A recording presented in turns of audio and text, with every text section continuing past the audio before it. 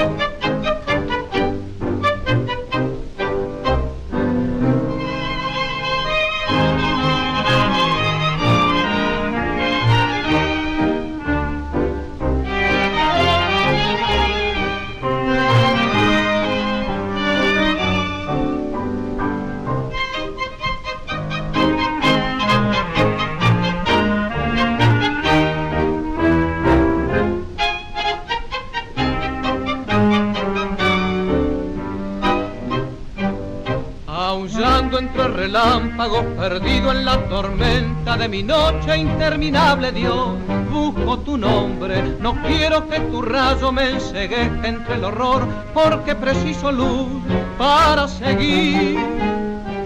Lo que aprendí de tu mano no sirve para vivir.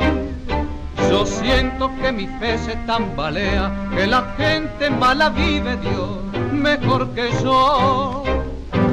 Si la vida es el infierno y el honrado vive entre lágrimas, ¿cuál es el bien del que luche en nombre tuyo, limpio, puro? ¿Para qué? Si hoy la infamia del sendero y el amor mata en tu nombre, Dios, lo que a pesar, el seguirte dar ventaja y el amarte sucumbir vale más.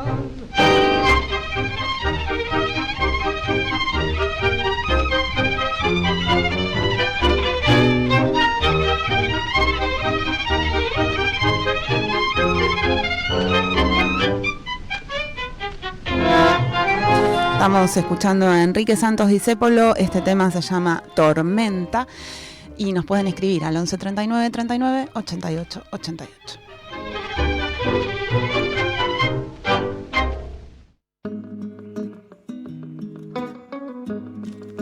El pasado domingo, que fue 10 de diciembre, aniversario de los 40 años de la democracia, Día de los Derechos Humanos también, Javier Milei asumió la presidencia de la nación y en pocos días comenzaron a develarse los principales rasgos de la Argentina libertaria: ajuste draconiano, máxima fragmentación política, voracidad represiva al mango y la pregunta sobre cuánto estará dispuesta a aguantar una sociedad que viene golpeada, que venimos golpeades y no tenemos respiro.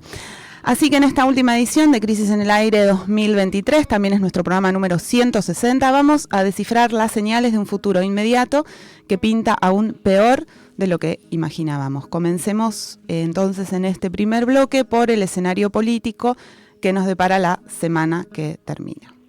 Bueno, quizás el dato más relevante de lo que pasó el domingo, el día de la Asunción, fue el gesto del nuevo presidente, este gesto de no dar su discurso inaugural frente a los diputados, diputadas, senadores, es decir, ante la Asamblea Legislativa, que es lo indicado, sino hacerlo frente a la gente que fue a festejar su llegada al poder, tanto ahí enfrente del Congreso como después en la Casa Rosada.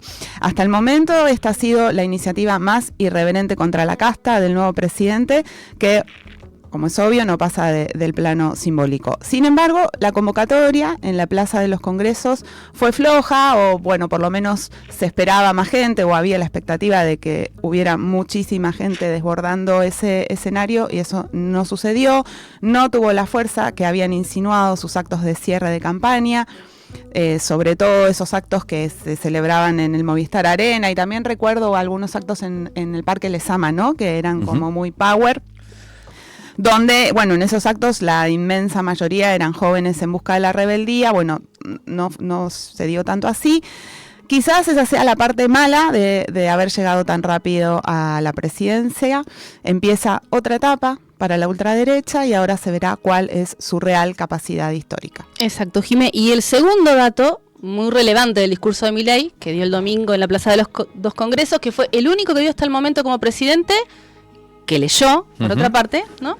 Y bueno, lo relevante entonces tiene que ver con el contenido, que no hubo nada especialmente novedoso, salvo algo que no nos deja de llamar la atención, aunque haya sido parte de toda la campaña, que es la promesa de un calvario, así, lisa y llanamente, para luego, bueno, resucitar como se promete siempre.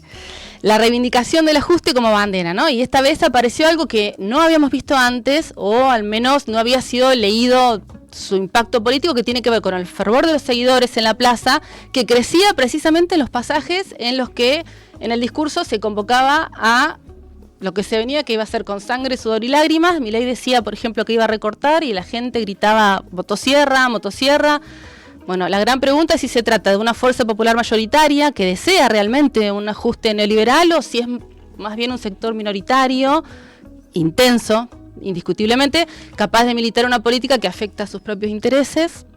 Bueno, en el discurso de Asunción y luego a lo largo de toda la semana, cuando Caputo dio a conocer las medidas económicas el martes, o cuando Bullrich anunció el protocolo represivo el jueves, hay un punto clave que va enhebrando cada una de esas intervenciones y explica o sustenta esto tan llamativo, ¿no?, que es novedoso en la historia argentina, que es decir, hay una porción importante de la sociedad que vota el ajuste y que incluso, además de eso, lo festeja en la plaza pública. Bueno, se trata así como, podríamos decir, de la captura de la verdad por parte de la ultraderecha, y que diría que todo esto que vivimos hasta ahora fue una mentira.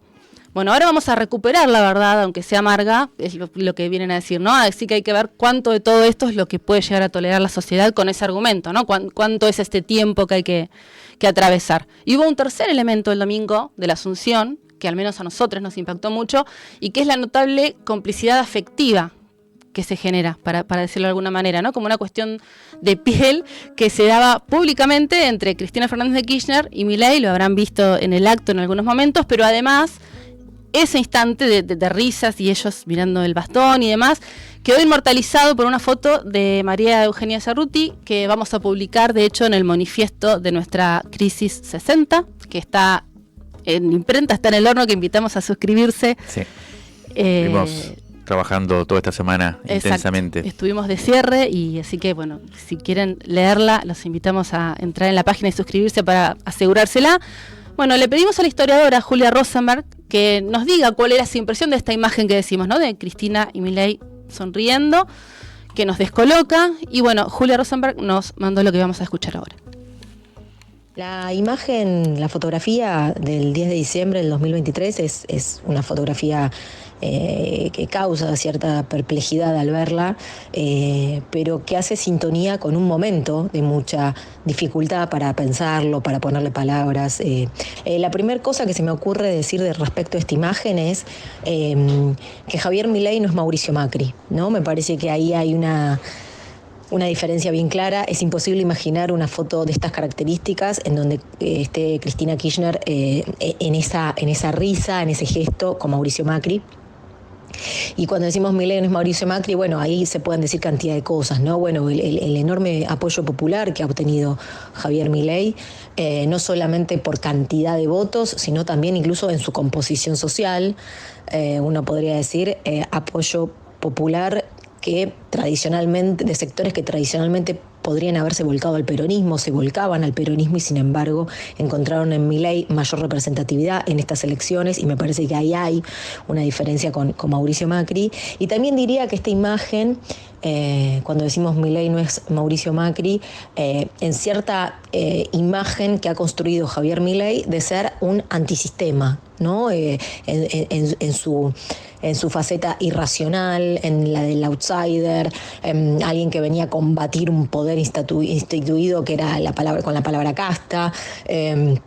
Hay, ¿no? Su primera pelea muy fuerte con los medios, ¿no? Hay algo de Javier Milei que lo hacía representar algo del antisistema. Otra cosa son las medidas que se han tomado a partir de entonces, pero en su figura me parece que todavía se alberga algo de esa idea, y ahí sí me parece que hay algo que en algún punto se puede encontrar una línea de semejanza con Cristina Kirchner, ¿no? Que Cristina también fue en algún punto una dirigente política que se la podía pensar ligada a esa idea de antisistema, ¿no? Peleada con los poderes concentrados, también bajo la figura muchas veces de lo irracional, ¿no? En su caso de lo hormonal.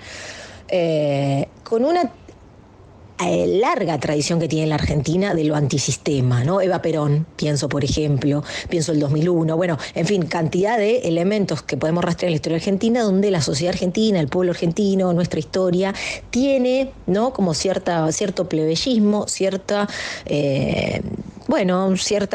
trama de lo antisistema. Bueno, me parece que en este caso la novedad en el año 2023 es que ese antisistema quedó del lado de un representante de la ultraderecha, ¿no? Y me parece que, bueno, algo de esta foto también nos permite pensar eso. Y por último, y ahora sí para terminar, me parece que esta foto también nos habla de algo que nos ha pasado en el campo nacional y popular en los últimos años, que es que la política ha sido pensada, ha sido narrada, ha sido problematizada, desde los medios de comunicación, desde las redes, desde, insisto, las propias organizaciones, la propia militancia, muy en clave de lo que pasaba en la dirigencia, ¿no? Muy en clave de lo que pasaba dentro del Palacio, muy en clave de las internas, muy en clave de personas individuales que están en la cima, ¿no? de la cúpula política, y me parece un poco también lo que nos devuelve esta imagen es la necesidad urgente de volver a pensar la política más allá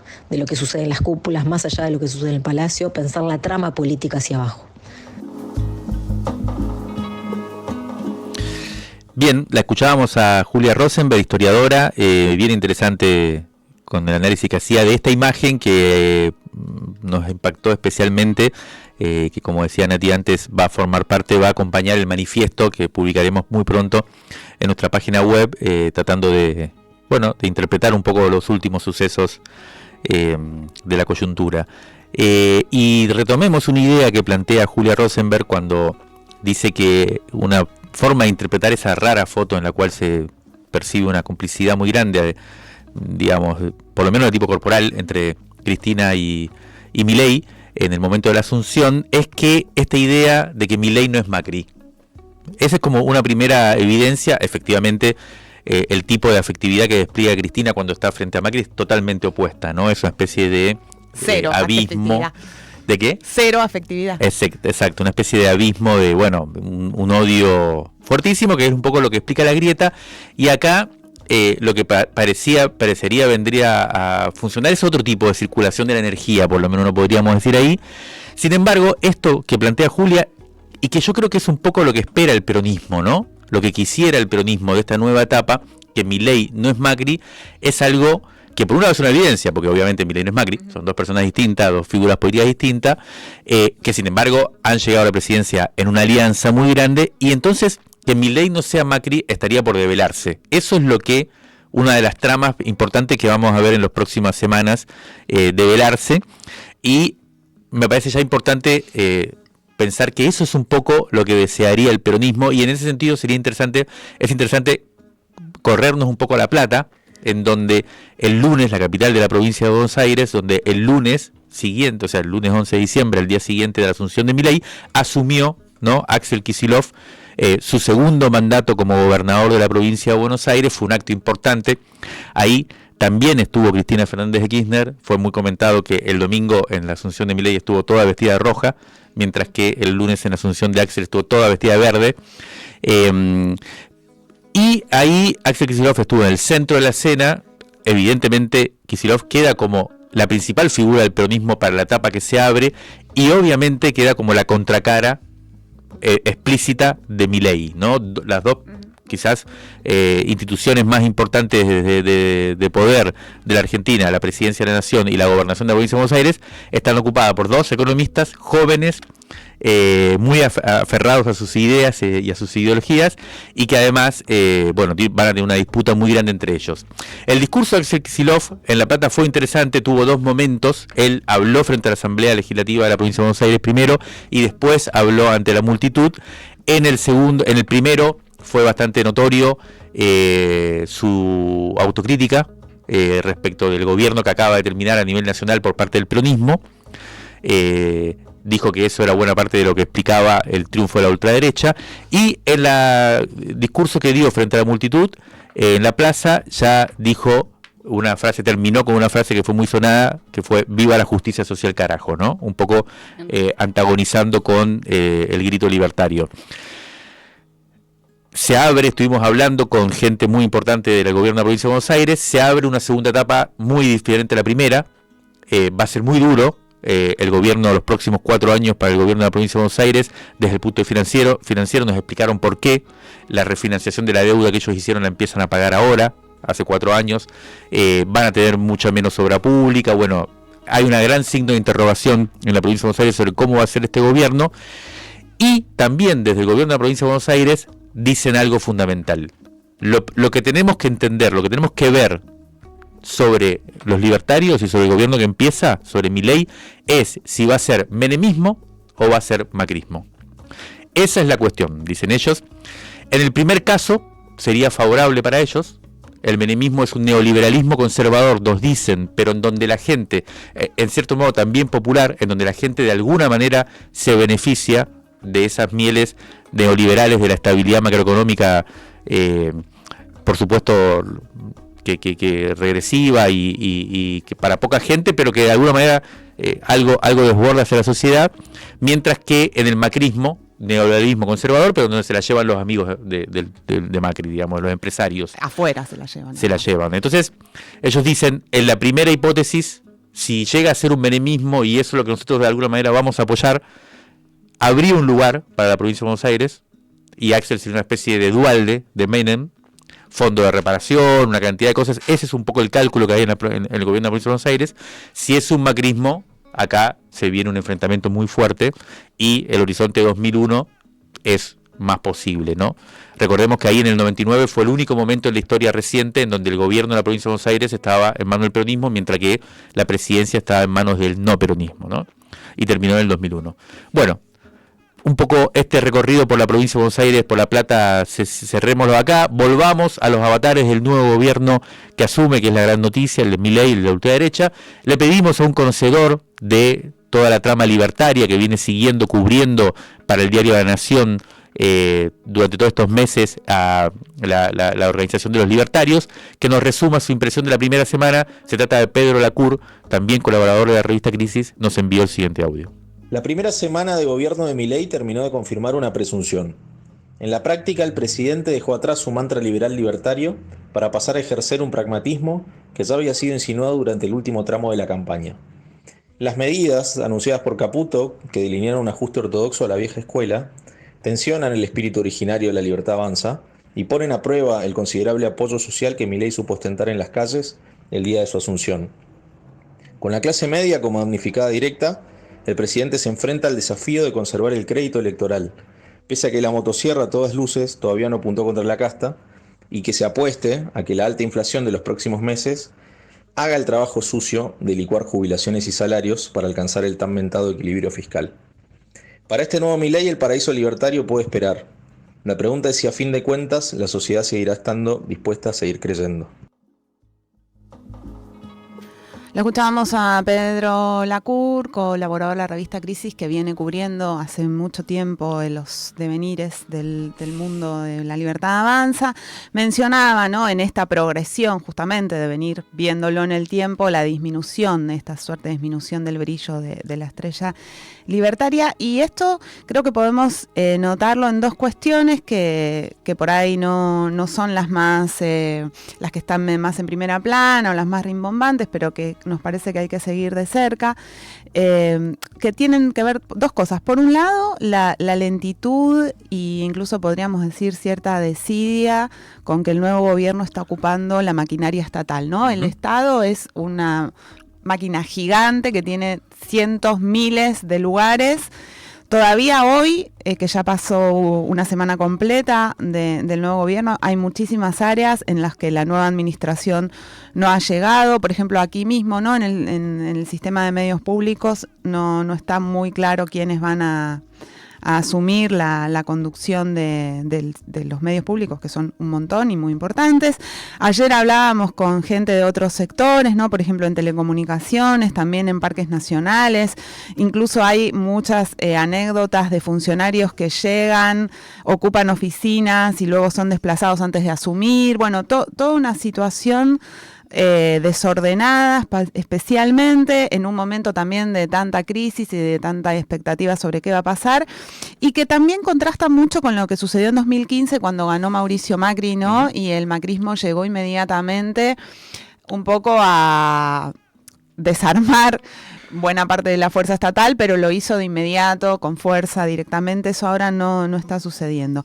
Y el otro aspecto, decía, había dos, es cierto descontento, o por lo menos perplejidad, del círculo originario de la Libertad Avanza, ¿no? Los primeros y más estrechos aliados ideológicos de Milei, la línea fundadora, que se han visto desplazadas de este primer gabinete y quedaron relegados en una segunda línea de protagonismo, por lo menos por ahora, ¿no? Nos referimos a los economistas ultraliberales, como por ejemplo Carlos Rodríguez, que ya está criticando el rumbo de las decisiones que se tomaron, también a la diputada nacional y candidata a gobernadora de la provincia de Buenos Aires, Carolina Píparo, que quedó afuera de, esta situación, ¿no? Primero se dijo que iba al ANSES y luego no, y luego ella partió del bloque en la legislatura de la provincia de Buenos Aires, el candidato a vice de gobierno de la ciudad, Ramiro Marra, que tampoco se quedó con cargo, y hasta, bueno, la vicepresidenta Victoria Villarroel.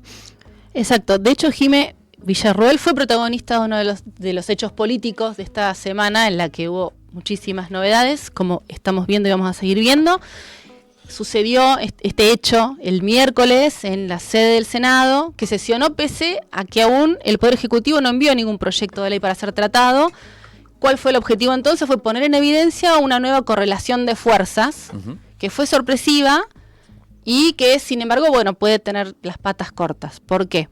Bueno, la nueva titular de la Cámara Alta, estamos hablando de Villarroel, logró reunir una mayoría muy amplia de 39 senadores, a pesar de que el oficialismo solo cuenta con 7 propios. Los libertarios. Exacto. ¿Para qué? Para elegir al presidente Ocul, porque es el tercero en la línea sucesoria, y a las autoridades de las principales comisiones legislativas, así que de esa manera dejó en minoría el peronismo, que detenta 33 senadores propios. Así se va armando el juego, y le pedimos a nuestro amigo y compañero, a Claudio Mardones, que es un gran conocedor de la dinámica parlamentaria, que nos cuente entonces cuál es su impresión sobre esto que pasó, y nos respondió lo siguiente.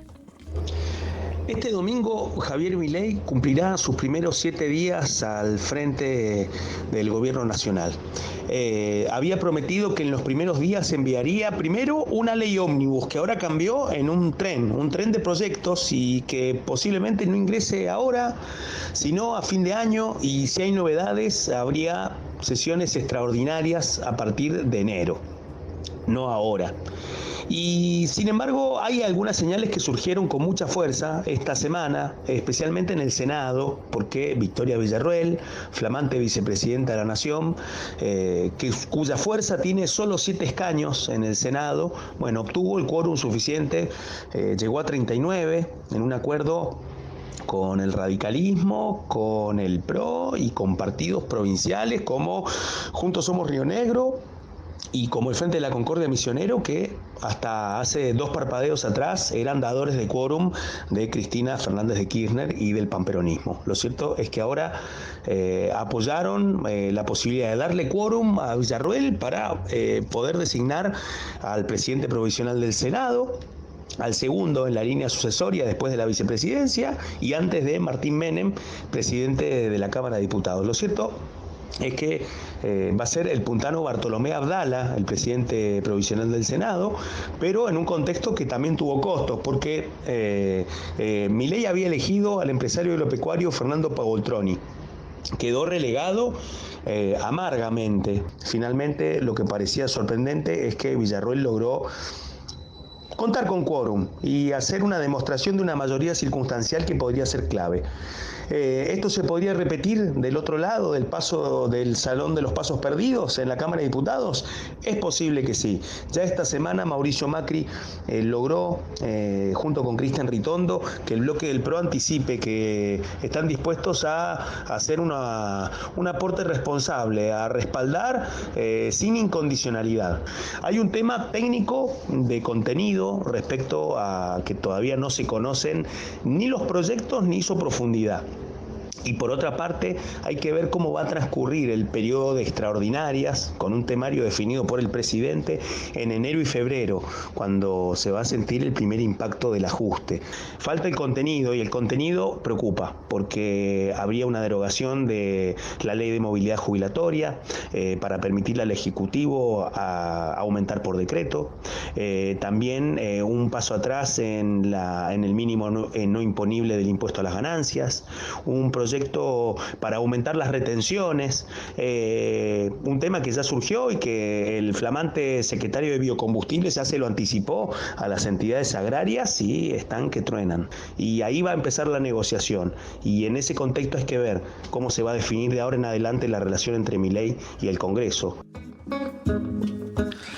Bien, lo escuchábamos a Claudio Mardones hacernos un resumen completo de la dinámica en el Parlamento, en el Congreso, y anunciando esto, ¿no? La próxima semana vamos a estar viendo cómo se debate el futuro inmediato de la Argentina en el Parlamento, con todas las medidas, incluso de reformulación, de desregulación estatal y de la economía que van a mandar el nuevo gobierno de ultraderecha, que resumiendo, para cerrar este primer bloque, podríamos decir, y es un poco la imagen del título de la tapa del número que ya sale, que estuvimos difundiendo en redes sociales ayer, que es Argentina prepotencia, ¿no? Y acá se nos ocurrió esta idea, un poco para que sintetiza también lo que hemos visto esta semana, tanto en el discurso inaugural de Milei, como en las manifestaciones que veríamos en el Congreso, en los anuncios económicos de los cuales nos vamos a ocupar ahora en el segundo bloque, en los anuncios de una política represiva o endurecimiento de la represión, que también vamos a hablar más adelante en el tercer bloque. En todo se resume con esta idea de una especie de gobierno prepotente que trata de proponer una reformulación total de la Argentina, ¿no? Volviendo a la idea de Argentina potencia, reenviándonos al siglo XIX, pero que por ahora lo que vemos es simplemente, como una vocación fuerte de pasarnos por encima. Eso sería un poco la idea, arrasarnos. Si ellos tienen la verdad, ellos tienen el poder, y ellos parecería ser como la receta para solucionar las cosas, y muchos tenemos la sensación de que ese remedio es precisamente la enfermedad.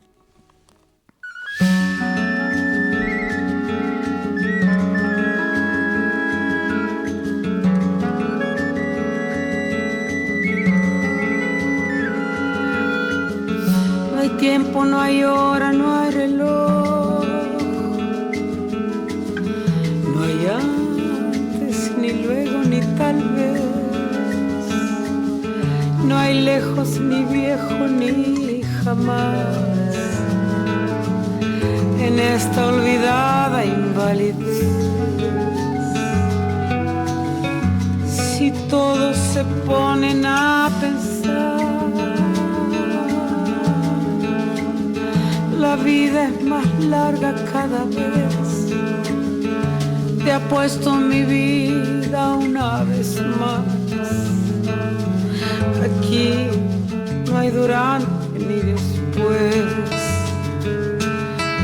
deja, no me lo repitas más.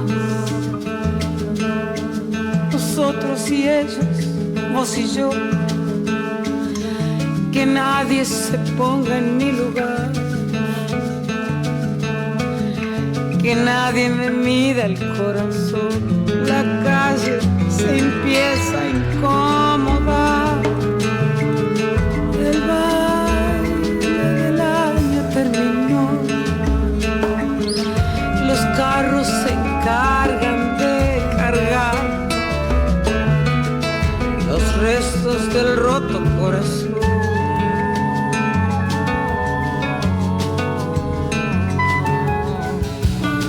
Aquí no hay tango, no hay tongo ni engaño. Aquí no hay daño que dure 100 años. Por fin buen tiempo, aunque no hay un mango. Estoy llorando, estoy me acostumbrando. Acá en esta cuadra viven. Clavamos el tiempo en un cartel. Somos como brujos de reloj. Ninguno parece envejecer. Mi abuelo me dijo la otra vez. Me dijo mi abuelo que tal vez abuelo le sepa responder. Si el tiempo es más largo cada vez.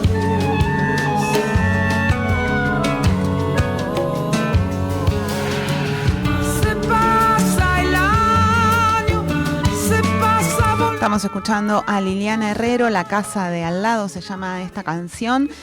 Si nos escriben al 11 39 39 88 88, este es el último programa de Crisis en el Aire de 2023, se pueden llevar el libro de Caroline Merchant, La muerte de la naturaleza.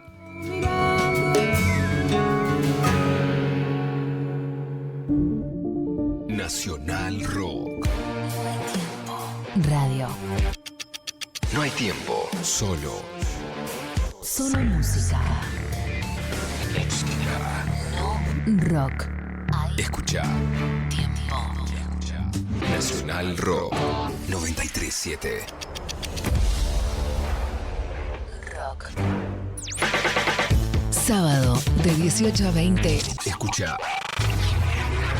Contraluz. Leandro Areco. En Nacional Rock. Contraluz. YouTube, Twitter, Instagram, Facebook. @Nacional Rock 937.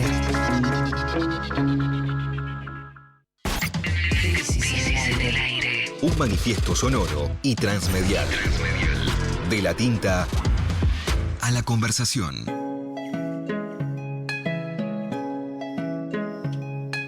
El segundo día en el poder, el gobierno de Javier Milei ya aplicó la motosierra, pero sobre los que cobramos en pesos. El ministro de Economía, Luis Toto Caputo, anunció una serie de medidas de emergencia. Supuestamente esas medidas son para evitar una hiperinflación, entre las que se destacó una devaluación del peso del 54%, o lo que es lo mismo, una subada del dólar oficial del 118%.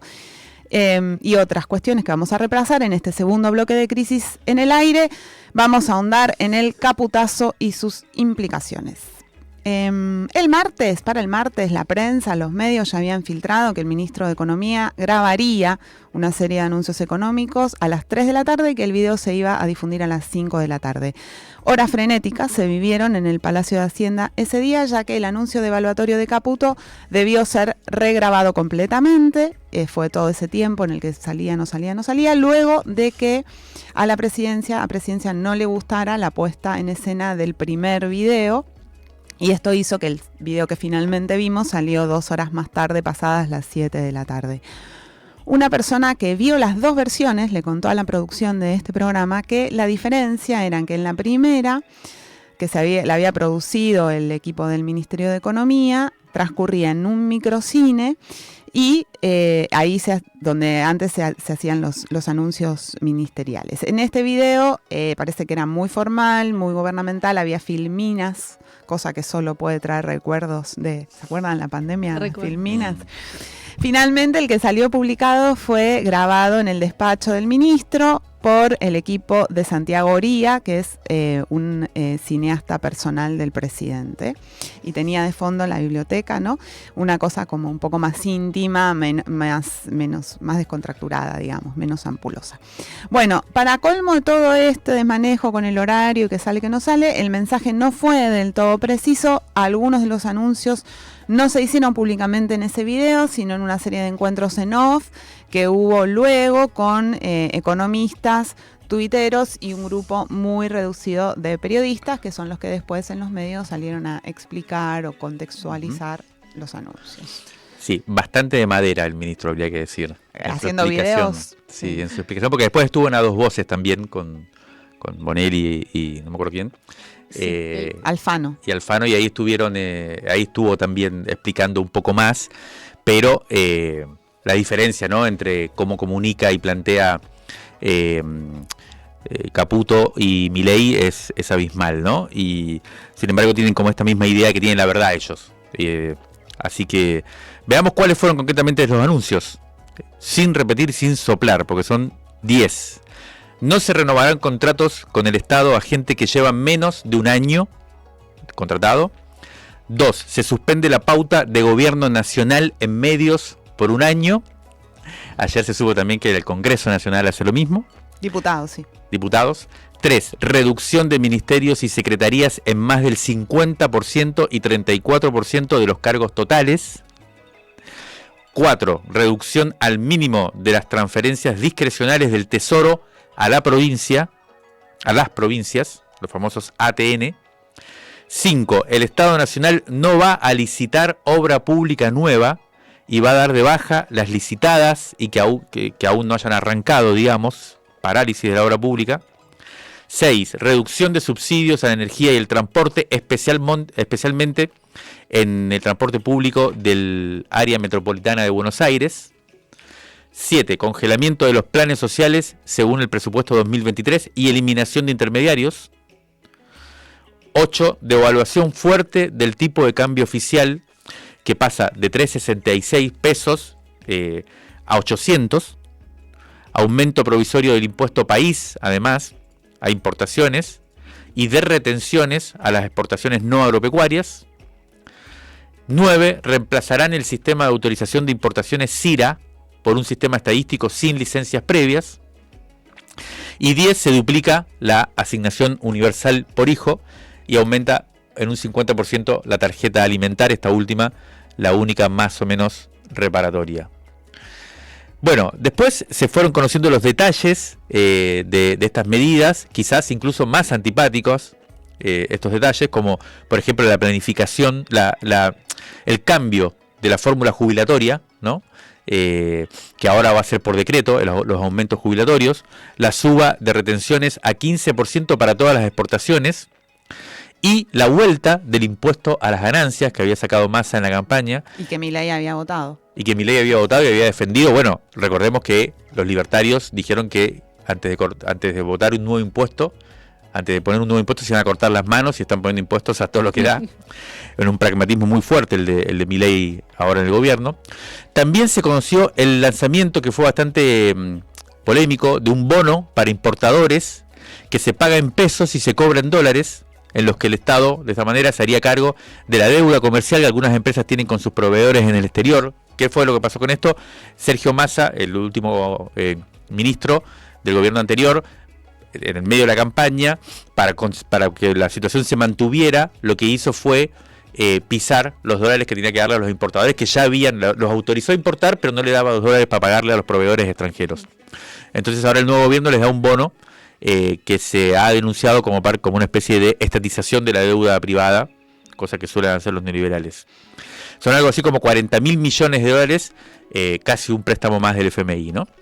Entonces le pedimos a nuestro compañero Alejandro Berkovich, quien nos acompañó durante todo este año con sus valiosos comentarios, que nos cuente si estas medidas constituyen un plan, cómo lo ve él de consistente y cuáles pueden ser las consecuencias a corto plazo, y nos mandó el audio que vamos a escuchar ahora. Lo que anunció Luis Caputo no es un plan económico, es una especie de bidón de nafta al fuego inflacionario para intentar una licuación inicial de sueldos, de gasto público y de depósitos en los bancos. Es una licuadora, como dijo Melconian, en vez de una motosierra. Es devaluar, anunciar un fuerte ajuste fiscal y que todo lo demás se acomode, como dicta el manual del Fondo Monetario.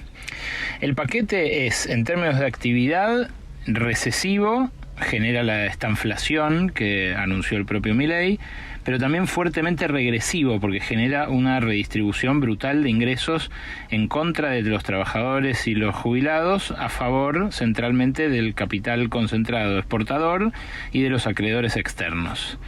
La forma en la que va a operar esa redistribución es que los sueldos, los precios van a subir al 20, 30, 40% por mes, los sueldos y las jubilaciones mucho menos.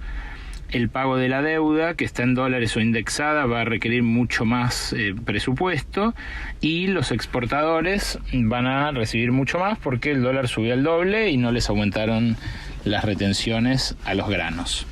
Donde sí hay un aumento de retenciones es a las exportaciones de industria. Esta es una novedad inesperada, un sesgo antiindustrial que está contenido en el hecho de que suben las retenciones a la exportación del 0 al 15% para todas las exportaciones no agrarias. Es lo contrario a lo que suelen hacer en contextos de tipo de cambio múltiple o de atraso cambiario del oficial, los gobiernos para tratar de que haya industria. Bueno, acá es al revés.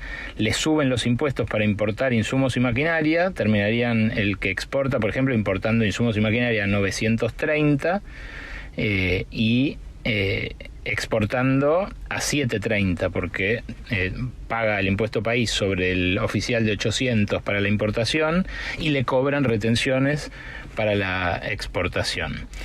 El ajuste no cae sobre la casta, sino sobre la gente. Esto parece trillado, pero lo respalda el cuadrito que difundió Caputo. De los 5 puntos del PBI que ajustan, solamente medio punto es ahorro en gastos de funcionamiento. Eso incluye a los despidos.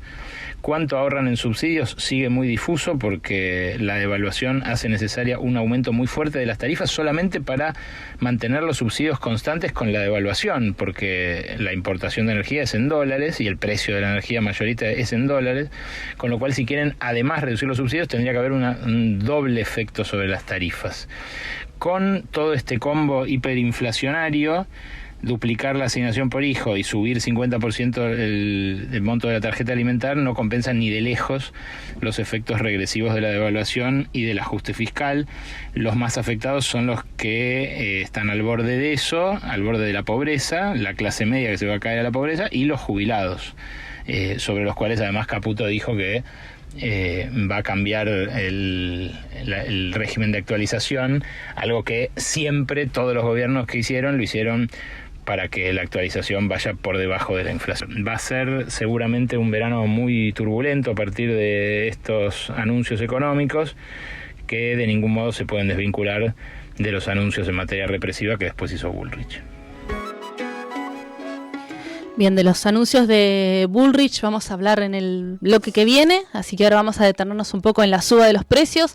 Al día siguiente de la devaluación, la JP Morgan nos estimaba que la inflación acumulada de diciembre y enero va a ser del 60%.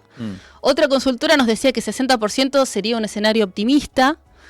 Y el propio Caputo reconoció que la inflación de diciembre va a ser sustancialmente más alta que la de noviembre, y la de noviembre del 12,8% ya había sido la más alta de los últimos 32 años.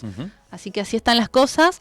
Y es que antes de la devaluación, además los precios de los alimentos ya habían dado un salto de casi 15% en 2 semanas.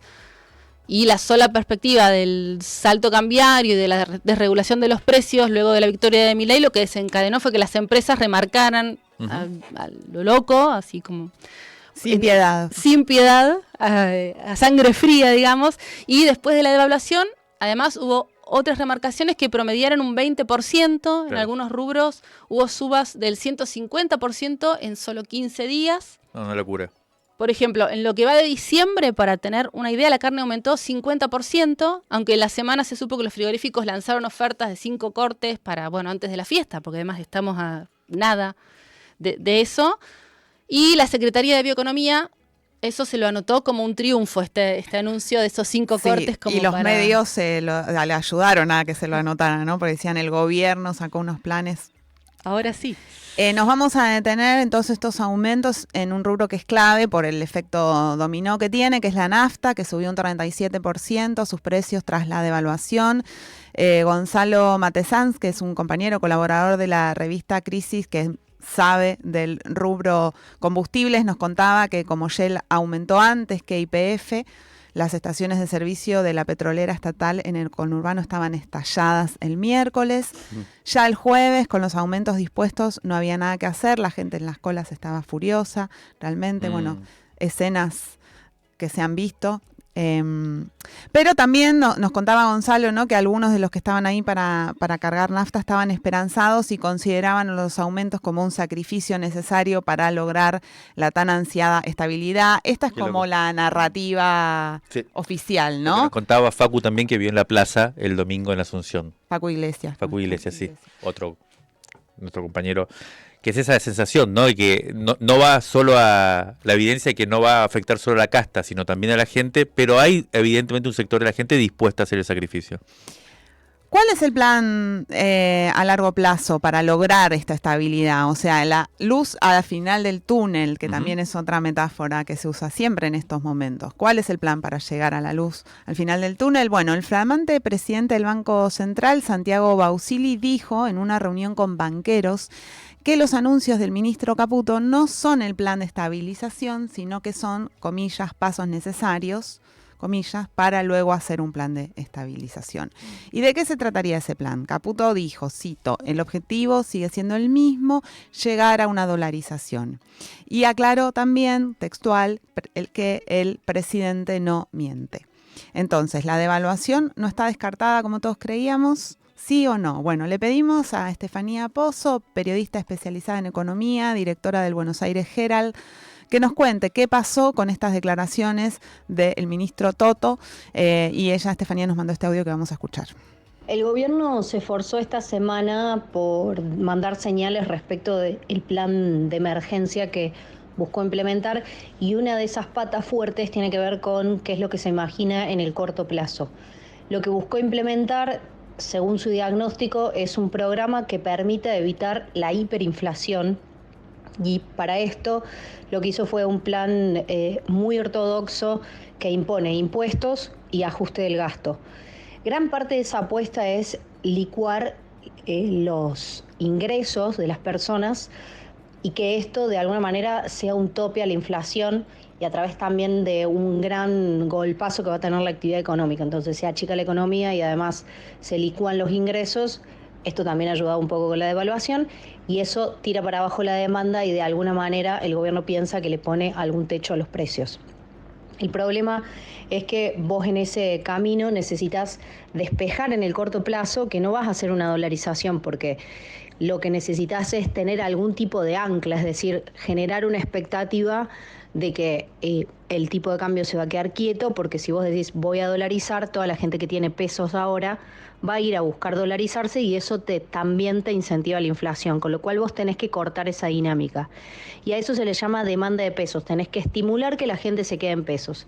Y si el ministro Caputo sale a decir que se va a dolarizar, son señales mixtas, porque por un lado está diciendo quédense en pesos y están buscando que los inversores se queden en pesos, y por otro lado están diciendo, ojo, que el objetivo final es la dolarización. Creo que son señales mixtas que no funcionan las dos, o es una u otra señal, y que esto un poco se vio en la actividad del mercado el viernes, que hubo caída de bonos y acciones, aunque el tipo de cambio también bajó. Hay distintas interpretaciones. Yo tiendo a creer que esta línea, estas señales contrapuestas, no terminan de generar del todo tranquilidad en los agentes financieros, sobre todo. Bueno, muy interesante lo que decía Estefanía Pozo. Y acá, para cerrar este segundo bloque, vayamos entonces a cuáles son estas señales que está dando el gobierno y que son equívocas. La verdad, Estefanía decía señales mixtas, también pueden ser dichas como señales contradictorias, ¿no? Muy interesante, ella explicaba cómo como efectivamente están haciendo otra cosa de la que dijeron que iban a hacer en principio, que era dolarizar. Por ahora queda en un segundo plano la idea de dolarizar, entonces le empiezan a preguntar y Bausili, el presidente del Banco Central, dijo no, la idea es dolarizar, y eso hizo que bajaran las acciones y bajaran los bonos, porque habían subido previamente porque no habían generado otro camino. Esto es muy interesante y es un poco lo que hay que tratar de entender. ¿Por qué tomó este camino que implicó sacar a los economistas, como dijimos al principio, que iban supuestamente a asumir, los más cercanos al ideario de Milei, poner a alguien como Toto Caputo, que fue ministro de Macri y que fracasó en su gestión y que ahora vuelve a ¿se acuerdan que Milei, uno de los principales enunciados que tenía es no podemos mejorar las cosas con la misma gente que la empeoró hasta ahora? Bueno, en ese caso está Caputo claramente. Bueno, lo que uno tiene que entender es que después de ganar el balotaje hubo una famosa gira por Estados Unidos en donde fueron Milei, Caputo a hablar con los diferentes inversores, con el FMI también, y la clave de lo que está pasando ahora es que volvieron de esa gira sin un peso. Les dijeron claramente no hay plata. Se lo dijeron los inversores privados, los fondos de inversión, que habían aportado a Macri en su primer momento, a Caputo, BlackRock y todos esos grandes fondos de inversión, y se lo dijo también el FMI. Primero hagan las medidas y después vengan a buscar plata. Y eso es efectivamente lo que están haciendo. El problema es que en ese tren, para conseguir la plata que tienen que necesitar para pasar el verano y llegar a abril, o sea que sigue el cortoplacismo, abril es cuando empieza la cosecha gruesa y empiezan a entrar los dólares comerciales. Bueno, ellos tienen que generar estos signos que son dedicados especialmente al FMI para poder conseguir un préstamo para pasar el verano. Esta es más o menos por ahora la situación, y lo que sucede es que cada vez se están estirando también más el plan de estabilización, como se ve. Esta va a ser el planteo en el marco de un ajuste feroz, de una inflación galopante, y vamos a ver qué pasa con la sociedad, porque entre otras cosas la clase media es la que también va a sufrir esto y hay que ver cómo reacciona.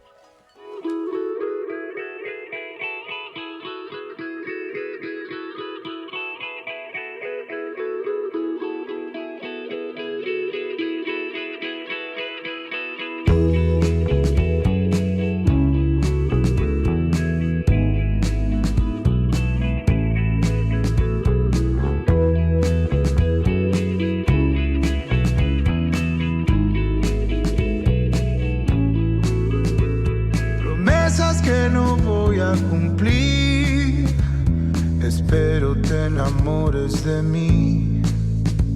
Soñamos con un mundo mejor, hasta que el líder dijo me voy a rendir, contando todo lo que sobró.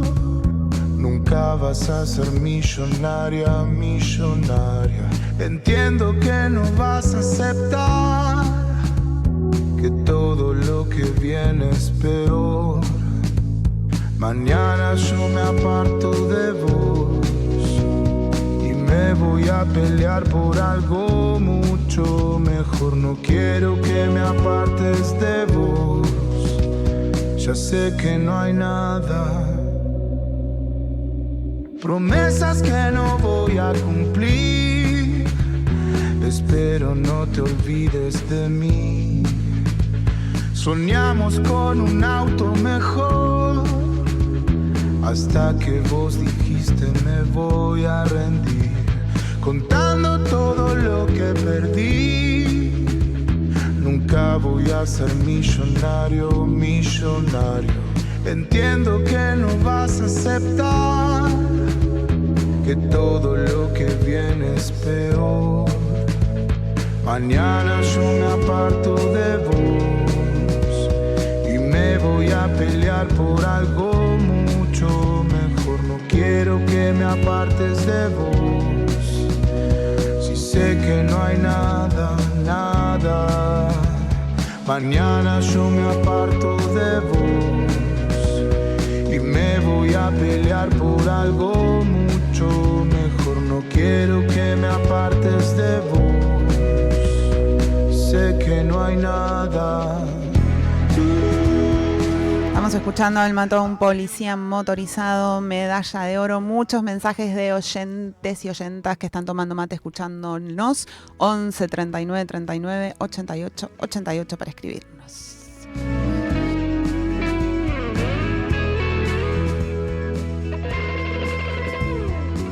Jimena Tordini, Mario Santucho, Natalia Gelos. Crisis en el aire. Todas. Reír. Radio. Escucha. A la escucha. Escucha. 93.7. Nacional Rock. Lunes de 12 a 13. Escucha. La Cotorral. Sushi Shock. En Nacional Rock. La Cotorral. 93.7. Mutar. Estás en Nacional Rock. De eso se trata. Nacionalrock.com.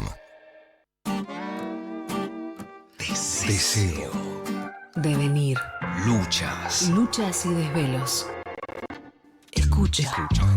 93.7. Nacional Rock. De lunes a viernes, de 13 a 16. Escucha. En una. Diego Ripoll, José Amore y Diego Rivas en Nacional Rock. En una. YouTube, Instagram, Facebook, Twitter. @Nacional Rock 937. Análisis. Miradas. Investigación. Crisis en el aire. Hasta las 10.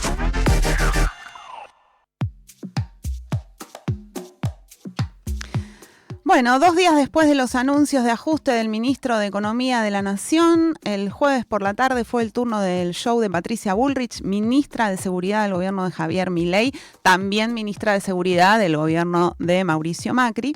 Montó ahí su escena para presentar el protocolo para el mantenimiento del orden público, básicamente una resolución antiprotesta social que el viernes se publicó en el boletín oficial. Bullrich así apuró una estrategia, una pregunta, nos apura a responder una pregunta que ya estaba circulando entre las organizaciones sociales, sindicales, feministas, ambientales y que vamos a abordar en este último bloque de Crisis en el Aire 2023, que es resistir o desencillar. Esa es la cuestión, de eso también hablamos en nuestro próximo número imprimiéndose en este momento. Vamos entonces en este bloque a recorrer tanto los anuncios como las primeras reacciones. Hubo algunas ya manifestaciones de variado vigor. La CGT, por ejemplo, se reunió en la sede de la UOCRA y emitió un comunicado en el que hablaron de que iban a seguir contribuyendo a la gobernabilidad, pero que no se iban a quedar con los brazos cruzados. Ese fue el mensaje. También se reunió la CTA Autónoma, encabezada por Hugo Cachorro Godoy, y en este caso se declararon en estado de deliberación permanente. Por otra parte, las organizaciones de la izquierda reunidas en Unidad Piquetera anunciaron, ni bien asumió Milei, que se reunirían para proponer un plan de lucha. Y luego, ni bien se hicieron los anuncios, hablamos con varios referentes de distintas organizaciones y la primera sensación frente a los anuncios económicos, ¿no? Fue de mucho impacto, de mucha conmoción, pero sin que estuviera claro en ese momento si hay un plan de lucha o no lo hay, ¿no? Si se sale a la calle o no. Sí, Jimé.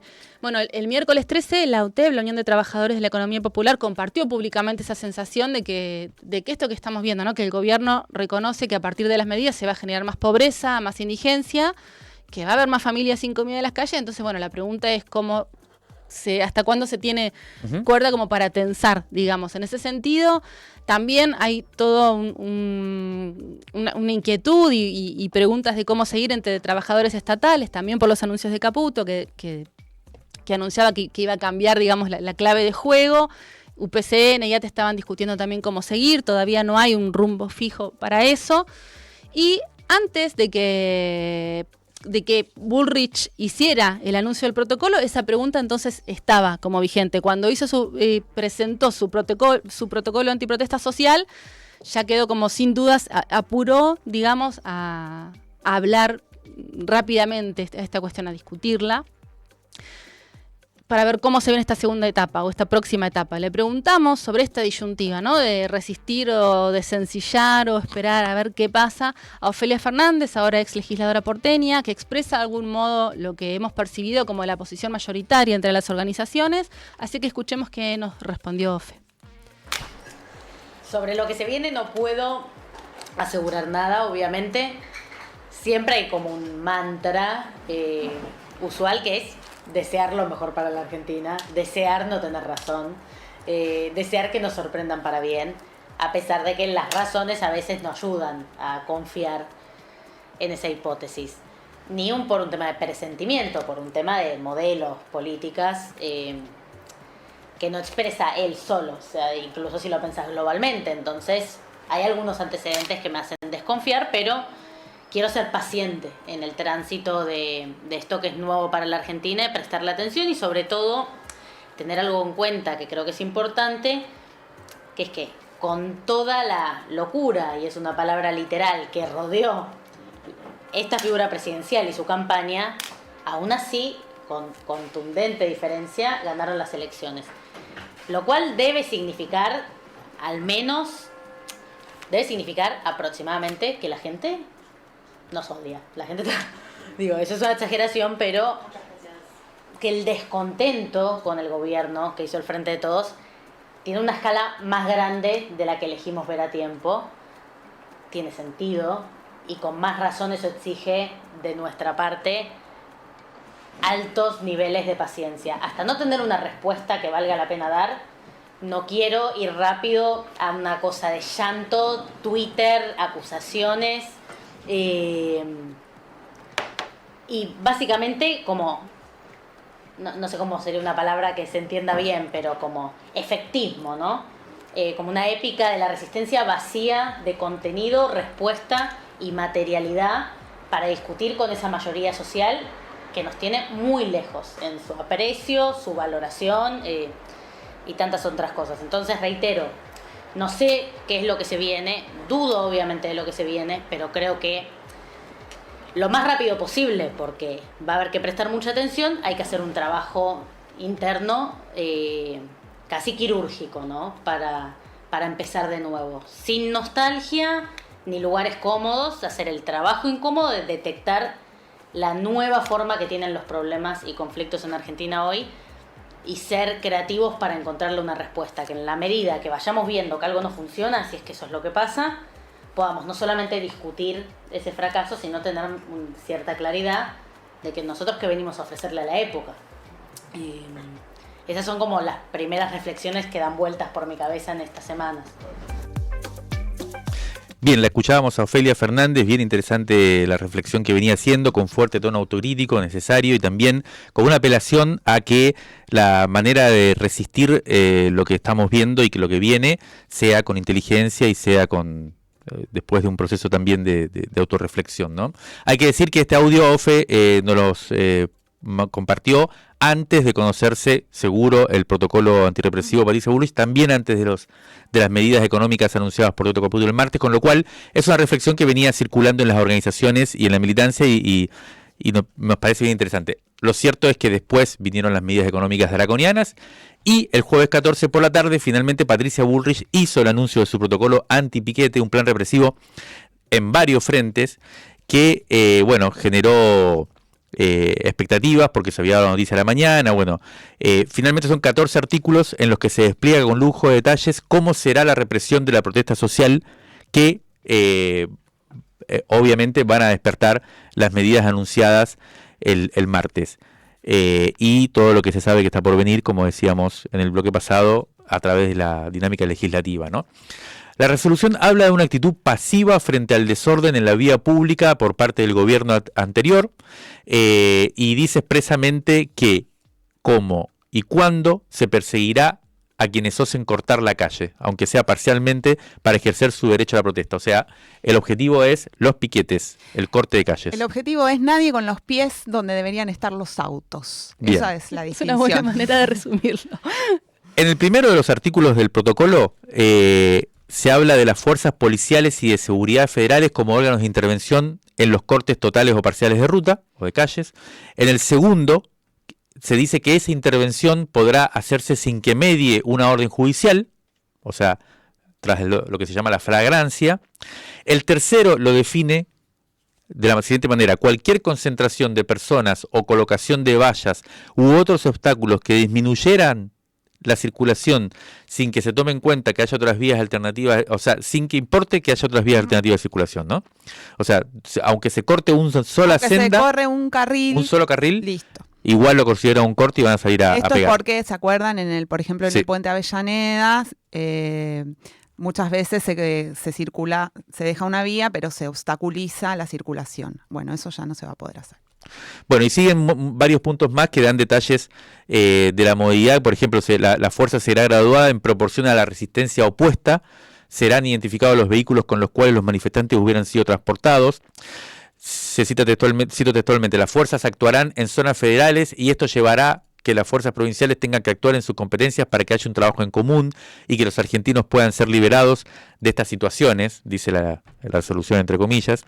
Bueno, fue una manera clara, en realidad, de preparar el terreno. Fue una clara manifestación de lo que decíamos antes, la prepotencia de este nuevo gobierno, y una manera de formalizar que el aparato represivo va a entrar en tensión para ir en contra de un derecho, como lo es el de la protesta, con la excusa de instalar el orden. A propósito, me llegó un mensaje en la semana, una fuente, que dijo que parece que dijeron a todos los gendarmes del país que no se pueden tomar vacaciones ahora en diciembre y que hay bastante calentura en la gendarmería.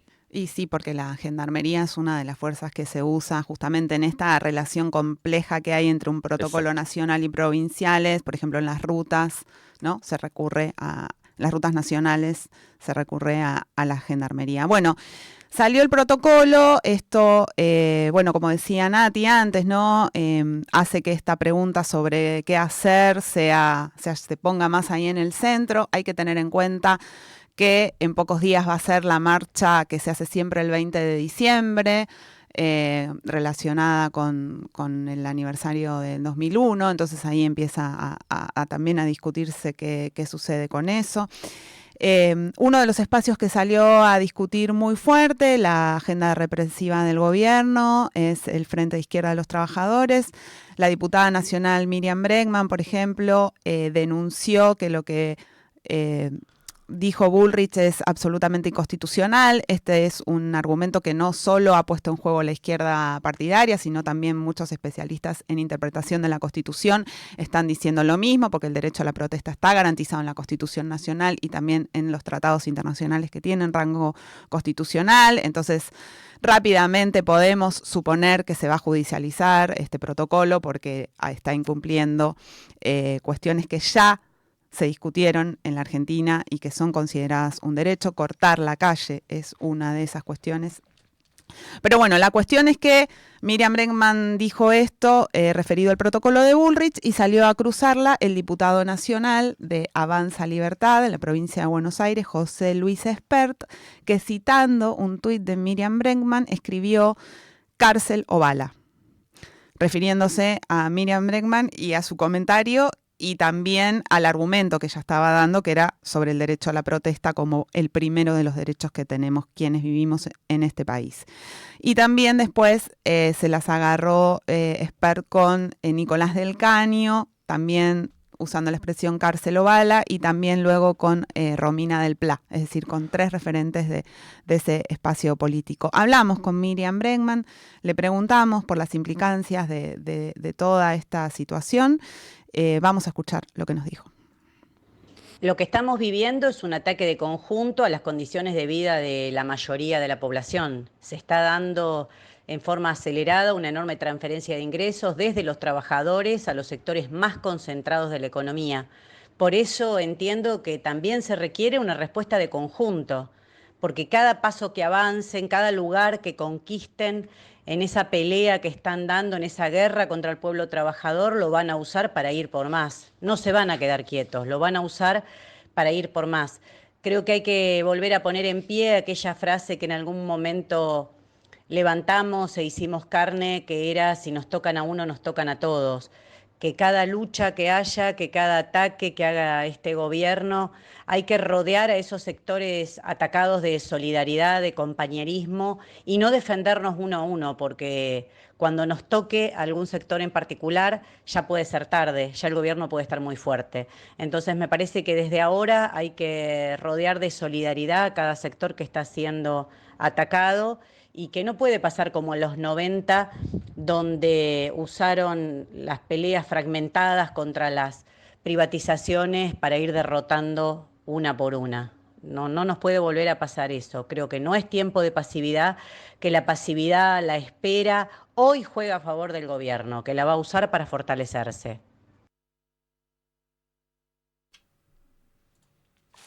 Bueno, todavía hay que ver entonces cómo se implementa este protocolo en las provincias, ¿no? Esta pregunta de lo que se viene, también un poco como repasando lo que veníamos hablando de las conflictividades en las provincias y demás.